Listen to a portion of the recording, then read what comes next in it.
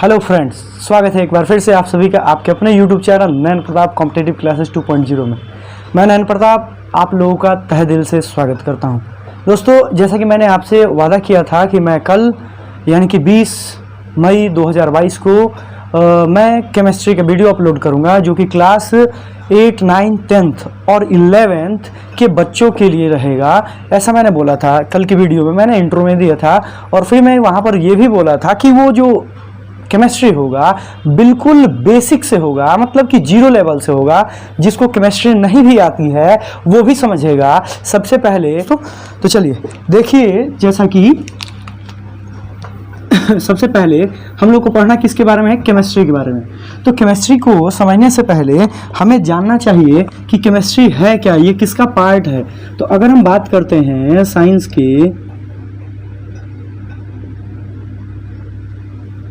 की यानी कि विज्ञान की, तो ध्यान रखिएगा दोस्तों, विज्ञान जो है, इस विज्ञान को दो भाग में बांटा जाता है बहुत तरीके से। विज्ञान किसे कहते हैं? आप जानते हैं कि सावधानी पूर्वक क्रमबद्ध तरीके से किए गए प्रयोगों और परीक्षणों के द्वारा प्राप्त ज्ञान को विज्ञान कहते हैं। सावधानी पूर्वक क्रमबद्ध तरीके से किए गए प्रयोगों और परीक्षणों के द्वारा प्राप्त किए गए ज्ञान को विज्ञान कहते हैं। तो दिमाग में आना चाहिए कि ज्ञान क्या होता है।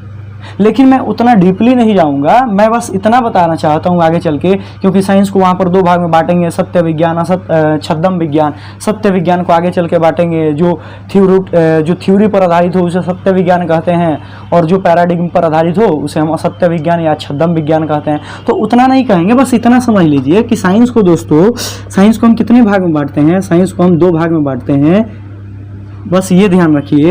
एक को कहते हैं हम बायोलॉजिकल साइंस और एक को कहते हैं हम फिजिकल साइंस।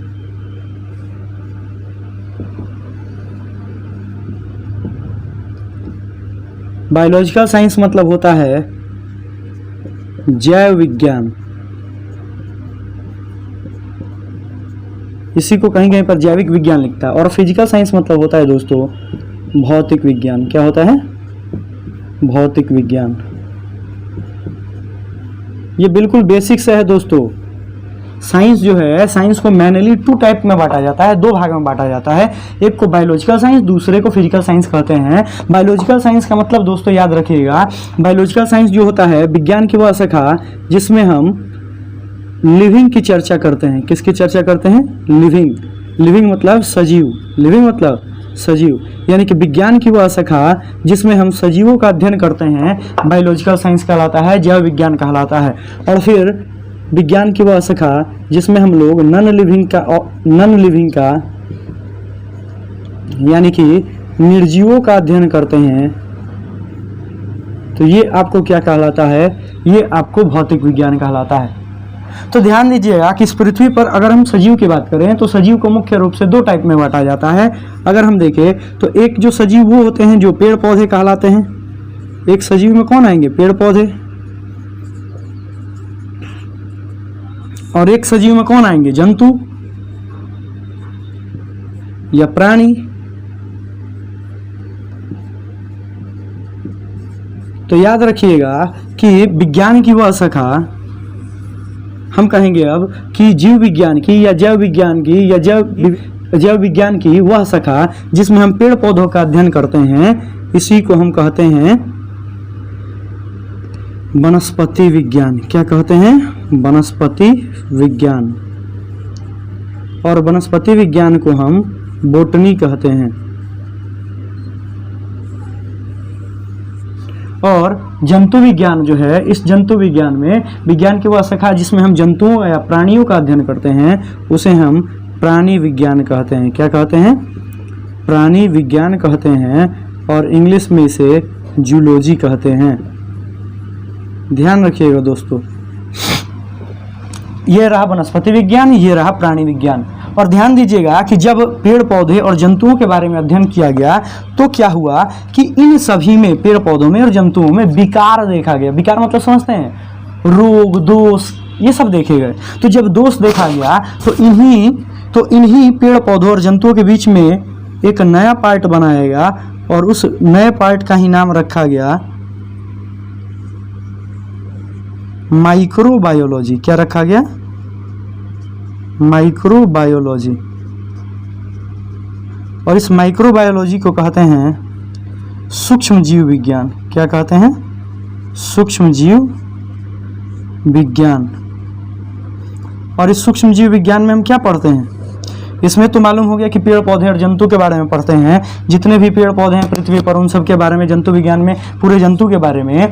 तो वैसे ही सूक्ष्म जीव विज्ञान में किसके बारे में पढ़ते हैं? तो बैक्टीरिया, फिर से हम पढ़ेंगे वायरस, फिर से पढ़ेंगे हम लोग कवक, फिर से हम पढ़ेंगे शैवाल के बारे में, फिर से हम पढ़ेंगे और भी bacteria, fungi, virus, algae, protozoa. ये सारी चीज़ें जो हैं माइक्रोबायोलॉजी के अंतर्गत आती हैं, जिससे कि अपने अंदर या कह सकते हैं कि पेड़ पौधे और मनुष्यों के अंदर क्या उत्पन्न होता है?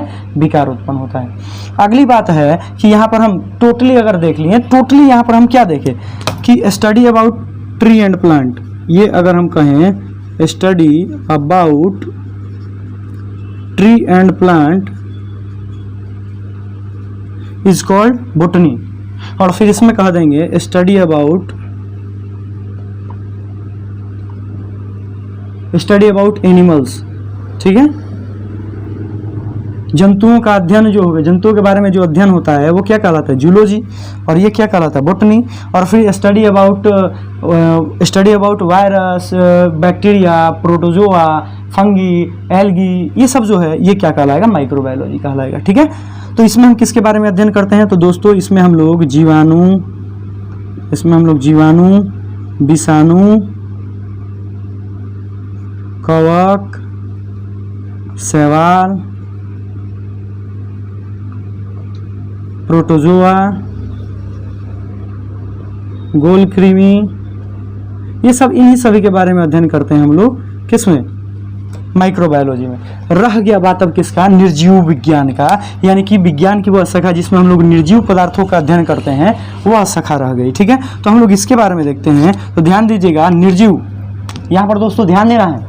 ठीक है, निर्जीव के बारे में, तो निर्जीव के बारे में जो अध्ययन कहलाएगा, यानी कि study about non living thing is called physical science.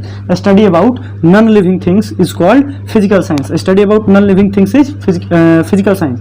अब नॉन लिविंग थिंग्स में ध्यान रखिएगा दोस्तों कि इस पृथ्वी पर जो निर्जीव चीज़ है, निर्जीव चीज़ में दो चीज़ होता है। एक तो होगा निर्जीव में आपका हो जाएगा पदार्थ, और दूसरा जो है वो हो जाएगा कि वो पदार्थ में कौन सी ऊर्जा उपस्थित है। ठीक है, तो ध्यान दीजिएगा, इसे हम यानी कि नॉन लिविंग जो है भौतिक विज्ञान जो है, इस भौतिक विज्ञान को कितने भाग में बांटते हैं? दो भाग में। एक को कहते हैं दोस्तों, एक को कहते हैं केमिस्ट्री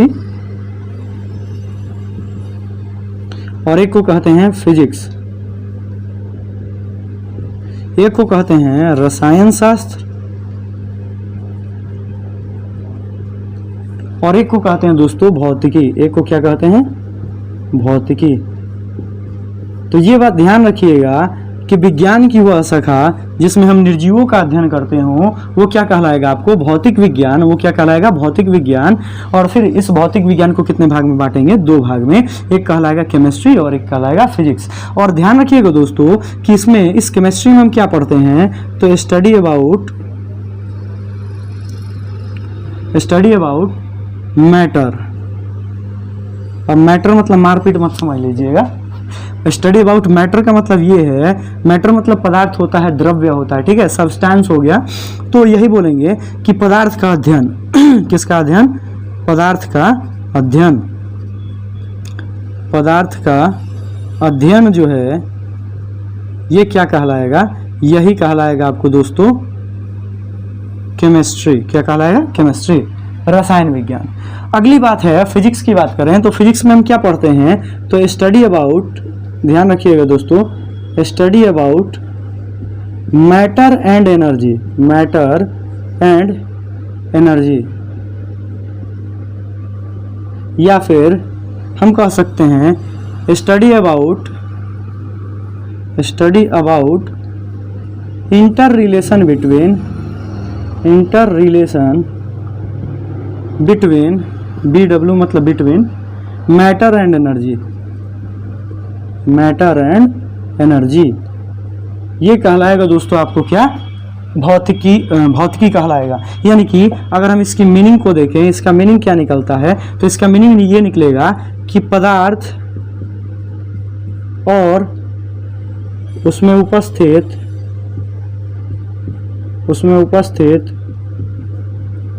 ऊर्जा के बीच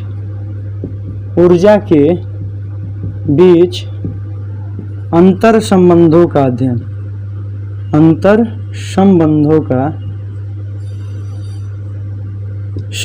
का अध्ययन जो है ये क्या कहलाता है, भौतिकी कहलाता है, अध्ययन। ये ध्यान रखिएगा दोस्तों, ये कहलाता है। तो ये रहा आपका फिजिक्स केमिस्ट्री हम लोग जो पढ़े थे, एक बार रिकॉल कर लेते हैं। साइंस को हम लोग दो भाग में बांटे थे, एक बायोलॉजिकल साइंस, दूसरा फिजिकल साइंस। बायोलॉजिकल साइंस जो है जिसमें हम लिविंग्स का अध्ययन करते हैं, लिविंग्स यानी सजीवों का, और फिजिकल साइंस जिसमें हम नॉन लिविंग का अध्ययन करते हैं, जिसमें निर्जीवों का।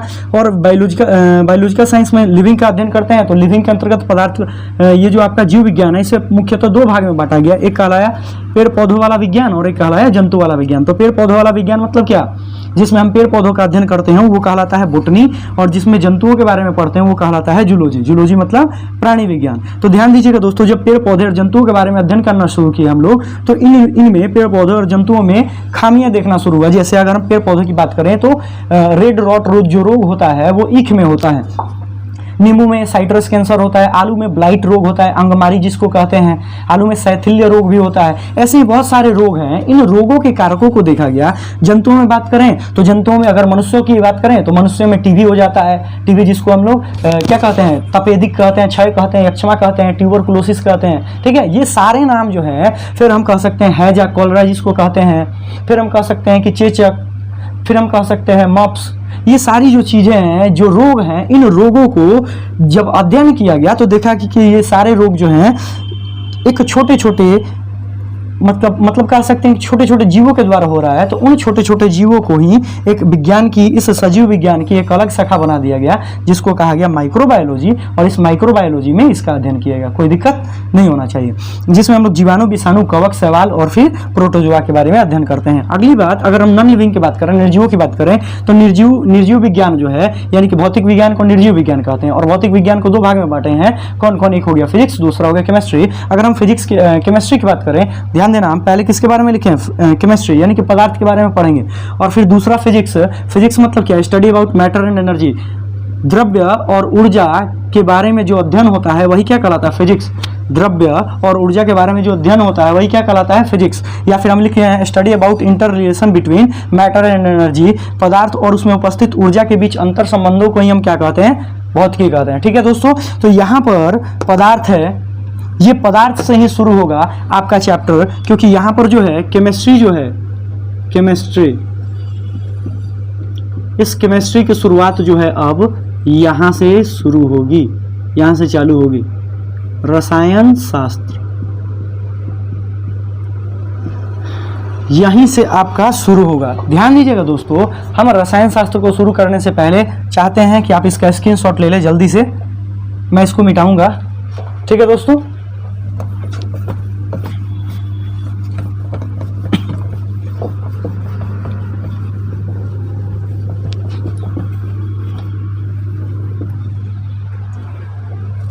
आते हैं रसायन शास्त्र पे, रसायन विज्ञान पे आते हैं कि रसायन विज्ञान है क्या। तो ध्यान दीजिएगा दोस्तों, हम यहाँ पर क्या पढ़े, इसमें हम किसके बारे में अध्ययन करते हैं, इसमें हम लोग अध्ययन करते हैं पदार्थ के बारे में। किसके बारे में, पदार्थ के बारे में। ठीक है दोस्तों, और पदार्थ में भी हम पढ़ते हैं कि पदार्थ का संगठन कैसे है, बना कैसे है, उसका उपयोग क्या है। तीन चीज इसमें हम लोग क्या क्या पढ़ते हैं, पदार्थ का संगठन, संगठन मतलब कैसे बना, किस रासायनिक अभिक्रिया से बना,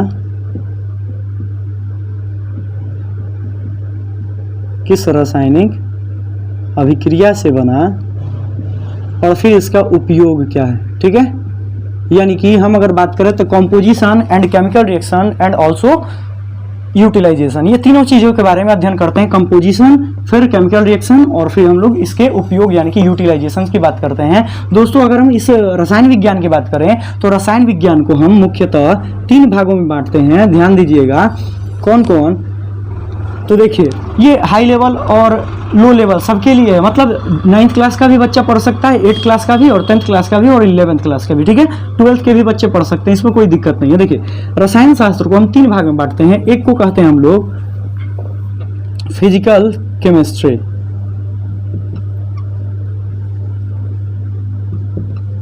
एक को कहते हैं फिजिकल केमिस्ट्री, एक को कहते हैं दोस्तों इनऑर्गेनिक केमिस्ट्री, इनऑर्गेनिक केमिस्ट्री, और एक को कहते हैं दोस्तों ऑर्गेनिक केमिस्ट्री। क्या कहते हैं? Organic chemistry. एक को कहते हैं दोस्तों हम लोग भौतिक रसायन। क्या कहते हैं? भौतिक रसायन। दूसरे को कहते हैं दोस्तों अकार्बनिक रसायन, अकार्बनिक रसायन। तीसरे को कहते हैं दोस्तों कार्बनिक रसायन। और जैसा कि यहाँ पर नाम जो लिखा गया है, और इस नाम से ही आपको यहाँ पर क्लियर हो जाना चाहिए कि किसमें हम क्या पढ़ने वाले हैं, किसमें हम क्या पढ़ने वाले हैं। हालांकि हम बता देंगे और बताना भी चाहेंगे। यहाँ पर ये रहा आपको फिजिकल केमिस्ट्री, ये रहा इनऑर्गेनिक केमिस्ट्री, और ये रहा आपको ऑर्गेनिक केमिस्ट्री। तो ध्यान दीजिएगा दोस्तों, फिजिकल केमिस्ट्री में हम किसके बारे में अध्ययन करते हैं? तो अगर हम बात करें फिजिकल केमिस्ट्री में, तो हम पढ़ते हैं इसी में हम लोग पढ़ते हैं रासायनिक अभिक्रिया के बारे में, रासायनिक अभिक्रिया के बारे में, जो क्लास 10th में आगे चल के फर्स्ट ही चैप्टर है रासायनिक अभिक्रिया और रासायनिक समीकरण। ठीक है, ये जो है रासायनिक अभिक्रिया के बारे में हम कह सकते हैं केमिकल रिएक्शन के बारे में हम इसमें पढ़ते हैं। अगर हम अकार्बनिक रसायन की बात करें तो इसमें हम किसके बारे में पढ़ते हैं? तो इसमें पढ़ते हैं हम लोग तत्वों के निष्कर्षण और उसका अध्ययन, तत्वों का निष्कर्षण तथा उसका अध्ययन पढ़ते हैं।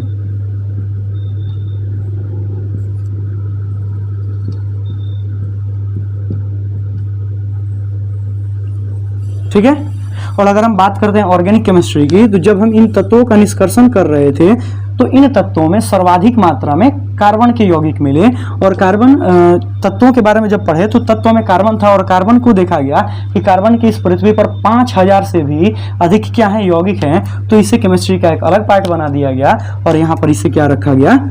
इसे कहा गया कार्बनिक रसायन, जिसमें हम लोग कार्बन का अध्ययन करते हैं, जिसमें कार्बन तथा उसके यौगिकों का अध्ययन करते हैं। किसका अध्ययन करते हैं? यौगिकों का अध्ययन करते हैं। वीडियो अगर स्लो लगे तो प्लीज वीडियो को थोड़ा सा स्पीड करके देख लीजिएगा, क्योंकि मैं वीडियो धीरे ही बनाऊंगा।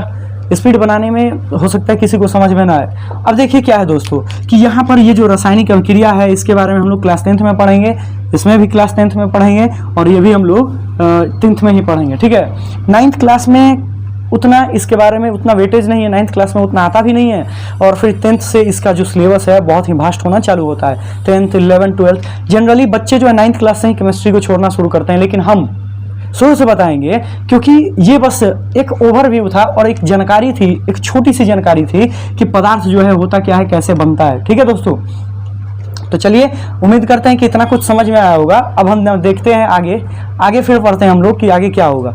ठीक है, मैं इसको जल्दी से साफ कर देता हूं।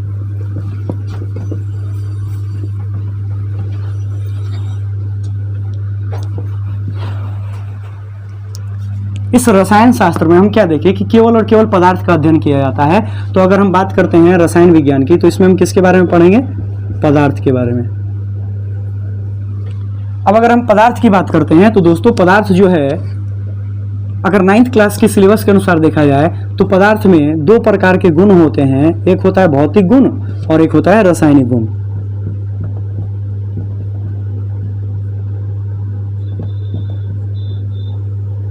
और एक होता है रासायनिक गुण।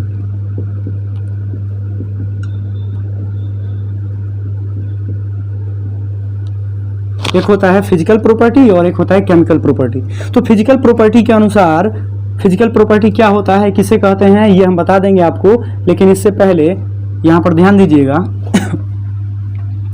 कि अगर हम पदार्थ का अध्ययन कर रहे हैं तो पदार्थ के अध्ययन में इन सब का अध्ययन तो करेंगे ही, लेकिन जिस प्रकार अगर हम जीव विज्ञान को स्टार्ट करते हैं, जीव विज्ञान को शुरू करते हैं, तो जीव विज्ञान के शुरुआत में दोस्तों ध्यान दीजिएगा, कहा जाता है कि शरीर की, क्योंकि जीवन है तो जीवन में जीवन की संरचनात्मक तथा क्रियात्मक जो इकाई होती है उसे हम क्या कहते हैं, सेल कहते हैं, ठीक है। और सेल से क्या बनता है, टिश्यू, और टिश्यू से क्या बनता है, ऑर्गन, और ऑर्गन से क्या बनता है, ऑर्गन सिस्टम, और ऑर्गन सिस्टम से क्या बनता है आपको बनता है संपूर्ण बॉडी, यानी कि फुल बॉडी, संपूर्ण शरीर। Cell, tissue, organ, organ system और बॉडी, ये लाइन से है बिल्कुल, ठीक है। तो जिस प्रकार ये सजीवों में सबसे छोटी इकाई है, सजीवों की सबसे छोटी इकाई है, वैसे ही जब हम पदार्थ पढ़ेंगे ना तो इस पदार्थ में सबसे पहले हम पढ़ेंगे पदार्थ की छोटी इकाई क्या है, पदार्थ की सबसे छोटी इकाई क्या है।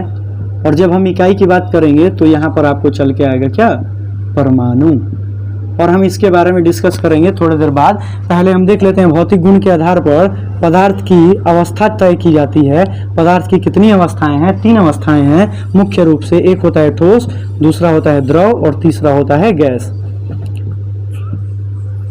ठोस, द्रव और गैस, ये पदार्थ की 3 अवस्थाएं हैं, सॉलिड, लिक्विड, गैस। और अगर हम रासायनिक गुण के आधार पर देखें तो रासायनिक गुण के आधार पर पदार्थ को 2 भाग में बांटा जाता है।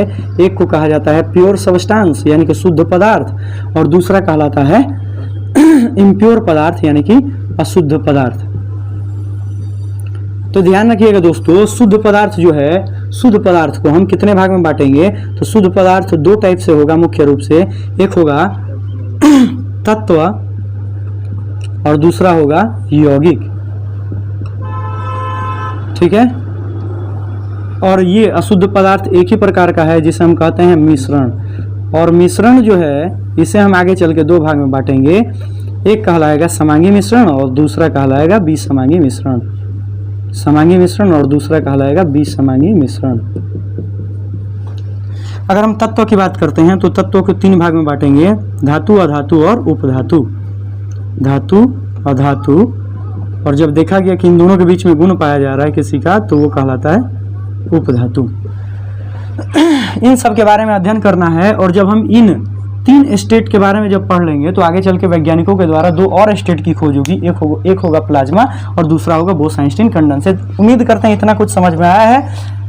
आगे जो है नेक्स्ट वीडियो में हम लोग पढ़ेंगे, तब तक के लिए बाय, धन्यवाद।